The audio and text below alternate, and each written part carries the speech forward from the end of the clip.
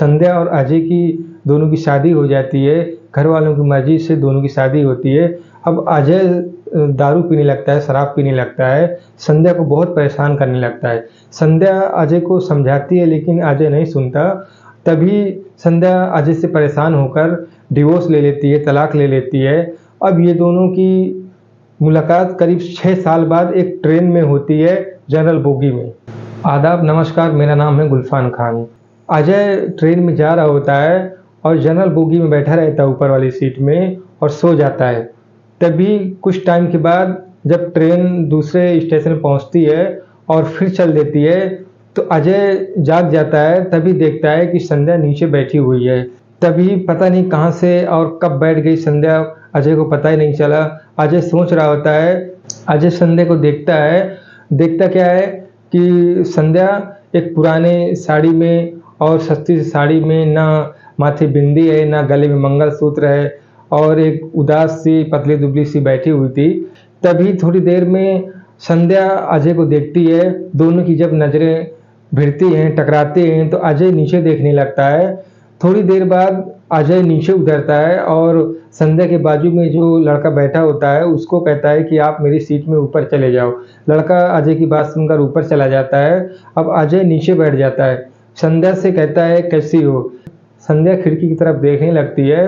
तभी कहती है कि मैं ठीक हूँ, आप कैसे हो। अजय कहता है मैं ठीक हूँ। क्या संध्या तुम अभी तक शादी नहीं किया। संध्या कहती है कि नहीं, मैंने अभी तक शादी नहीं किया। क्या तुमने किया है। अजय कहता है मैंने भी नहीं किया। फिर अजय कहता है कि मैं अब शराब पीना छोड़ दिया हूँ और मैं किसी को नीचा नहीं दिखाता और मैं अपनी ज़िंदगी में बदलाव ले आया हूँ। संध्या को समझाता है, बताता है ये बातें।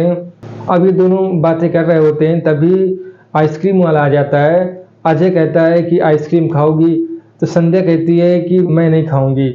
अजय कहता है खा लो यार, तुम्हारी वजह से मैं भी खा लूँगा।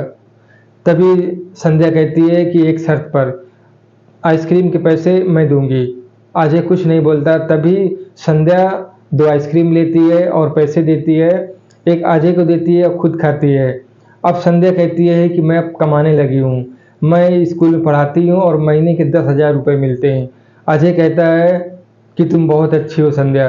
तभी अजय फिर कहता है कि संध्या, जब कोर्ट के फैसले पे मैं तुम्हें 30 लाख रुपए दे रहा था तो क्यों नहीं ले लिया। संध्या कहती है कि मैं अगर वो पैसे ले लेती तो मेरा ज़मीर क्या मुझे कहता, मैं अपने ज़मीर को क्या जवाब देती। लोग यही कहते कि जिस पति को छोड़ दिया है उसी के पैसे पे ऐश कर रही है। संध्या फिर कहती है कि तुम्हारी वजह से 2 बार मेरा अबॉर्शन हुआ है, नहीं हुआ होता तो 2 बच्चे मेरे भी होते। अजय रोने लगता है। तभी अजय कहता है कि तुम कहाँ जा रही हो। संध्या कहती है कि माँ बीमार है, कानपुर में है और बड़े भैया के पास है तो देखने जा रही हूँ। फिर अजय कहता है कि वापस कब आओगी। संध्या कहती है कि कल मैं आऊँगी। फिर अजय कहता है कि कब, कितनी टाइम आओगी। संध्या कहती है कल 10 बजे तक। अजय कहता है मैं तुम्हारा टिकट ले लूँगा। तभी दूसरे दिन अजय 8:30 बजे स्टेशन पहुँच जाता है। संध्या 10 बजे आती है। संध्या जब लेट हो जाती है और अजय को स्टेशन में देखती है तो कहती है कि मैंने सोचा कि तुम चले गए होगे। अजय कहता है मैं तुम्हारे बगैर कैसे चला जाता जब मैंने वादा किया था तो। तभी संध्या कहती है चलो आइसक्रीम खाते हैं। अब ये आइसक्रीम खाते हैं। तभी थोड़ी देर में ट्रेन आ जाती है और ट्रेन में बैठ जाते हैं। अजय शांत बैठा रहता है। फिर संध्या कहती है क्यों शांत बैठे हो, क्यों चुपचाप बैठे हो।